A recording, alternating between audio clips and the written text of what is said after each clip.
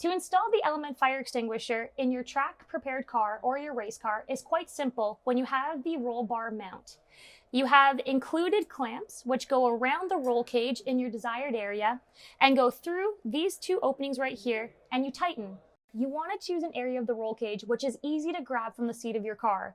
In my case, I've chosen this portion of the roll cage. As you can see behind here, I do have a fire suppression system, which is great.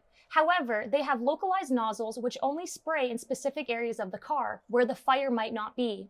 With an element fire extinguisher, I can take it and bring it to an area of the fire where the nozzles may not be spraying. I can also go and help a competitor, if need be. The fire suppression system is also expensive to refill and it's messy, which you don't have with the element fire extinguisher. Let's go ahead and install it.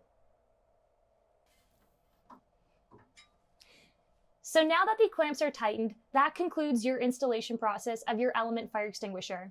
Now be sure to not forget to put your Velcro strap on your element fire extinguisher.